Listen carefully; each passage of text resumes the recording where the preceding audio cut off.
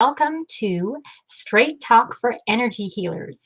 My name is Rainu Aurora, and I am an energy healer. I am also the creator of the modality called the Accelerated Release Technique and the author of the book, The Energy Healing Bible. And the reason I am here, the reason I'm doing these lives is because I'm on a mission. And my mission is to help other energy healers like myself live out your life's purpose, like fulfill your life's purpose to achieve that dream of being able to help as many other people as possible without going broke.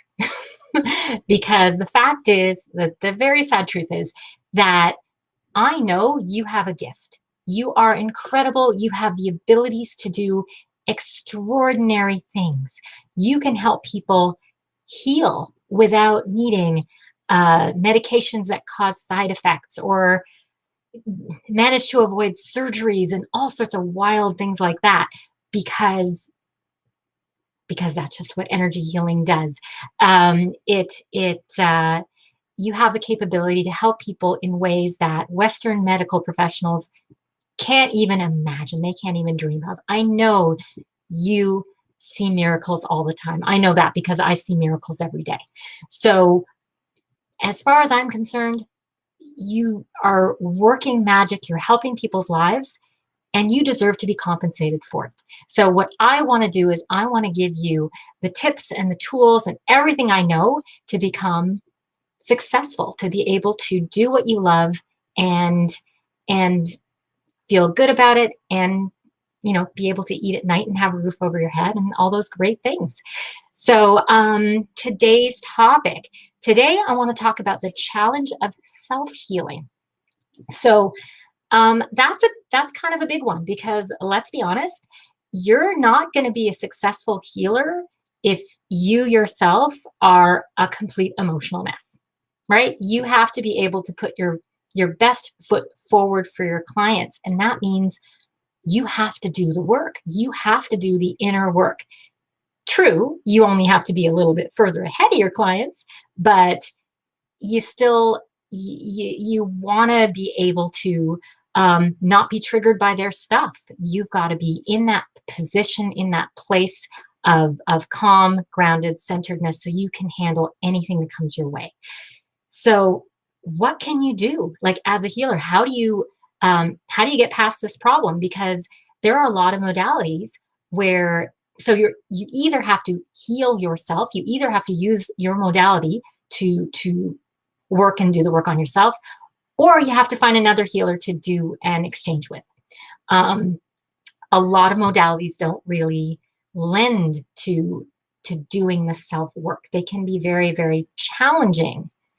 Well, they can be if you don't know the workarounds, if you don't know the tricks. So that's actually what I'm going to teach you today. A couple of workarounds, because we know the inner work. I know you get the idea that whatever, it's the law of attraction. It's recognizing that the things that are going on in our outside world are a reflection of what's going on in our internal world.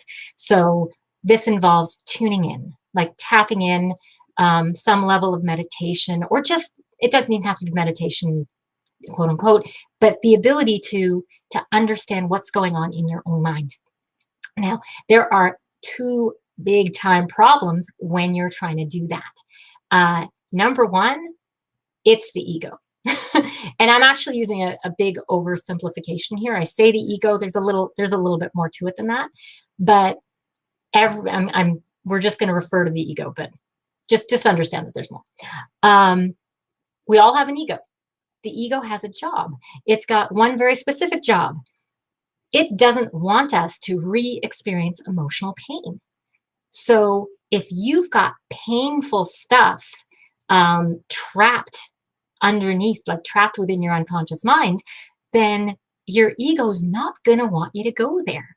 So if you've ever done the work to sort of ask yourself questions, and you get so far, you get this answer, and that leads you on a little trip. Well, why am I doing this? Oh, I'm doing this because of such and such. Well, why am I doing that? Why am I doing that? And then you eventually get radio silence. You got nothing.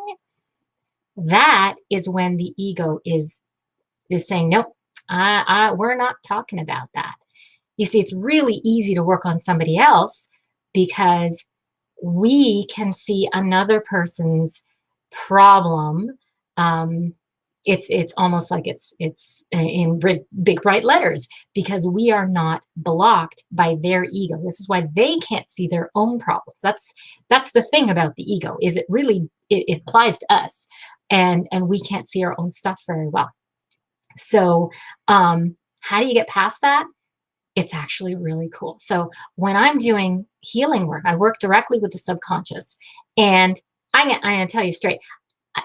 I, I use the word healer. Hey, I don't personally heal anybody. I know that that's not that's that I don't see the energy. I'm not a magician in that kind of sense.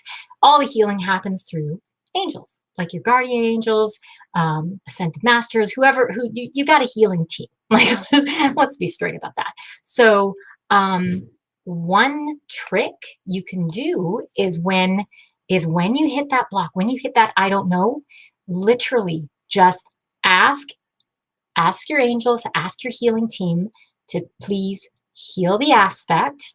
Call it like there's more than the ego, so I use the term aspect as a broader term. Heal the aspect that is blocking the answer, and just see what happens. It won't work 100% of the time because sometimes it's not just one of the aspects, sometimes it's something else, but a big chunk of the time, if you just ask your angel, heal the aspect that's blocking me from getting the answer, you will get enough, you will open up a whole new avenue to try and to be able to uncover new stuff under there. So that is my first tip or trick for you is how do you get past the block of the ego. The second one is an entirely different one, and I'll admit when I first started doing healing and working on myself, I thought it was something completely different. It's actually something I've realized very recently. I used to get super sleepy. Like I use a pendulum to connect. So I'd be getting questions, like I'd be asking questions, and all of a sudden I'd be so tired. And then like, oh, where was I? What was I doing? Like I completely lose track of what I was doing because I would just, it was like somebody attached some weights to my eyelids. I got super sleepy while I was trying to do work on myself, and it would just pop in out of nowhere. I'm like, I had a good night's sleep. This isn't right. I have realized that when you get really sleepy, it's actually a spirit. It could be guardian angel, not a guardian angel, not usually. It could be a spirit guide. It could be another soul, whether they're living, dead, somebody connected to you. Sometimes you might want to ask who it is. Sometimes you don't. It differs depending on the situation. Somebody's trying to connect with you and give you a message, and it's wild because I will, it's part of my process when I'm working with my client, and I tell them, let me know if you get really sleepy, and it does happen. It's like, okay, stop right there. There is a message for you. So again, I use a pendulum. So I will literally ask, okay, who's got a message? What is the message? One word, two word, and I've got a little alphabet wheel, and I'll literally spell out, like I'll have them spell out the message for me, and if it's and I'm actually going to explain why. Oh, let's just end that little bit. When they get the message, when the last words, like when it's spelled out, and I say, okay, here's the message, boom, the sleepiness is gone. Like instantaneously, the sleepiness is gone. They wake right up. Now, why is the sleepiness there? Well, if you think about it, we have our different brain, like our brainwave states. So we've got the beta delta, like beta waves, alpha, theta, delta. So beta is when you're like totally awake, you're conscious, you're active, you're paying attention to all sorts of stuff. When you get into alpha, that's kind of that daydreamy state, and alpha and theta. So when somebody's doing hypnosis or whatever, they're basically trying to get you into that alpha theta state because you're more suggestible. You're telling your conscious self to, go take a walk over there. We're working straight with the subconscious, and the subconscious is super receptive when it's in that state. So if someone wants to send you a message, they're going to put you in alpha theta. They're like, just, shh, I'm trying to talk to you. So it's a way of forcing your mind to be really, really quiet. So you have to pretty much allow, like, instead of just allowing yourself to fall asleep, you're like, okay, you allow yourself to be drowsy and listen for the message. And again, you can like literally just have it spelled up for you.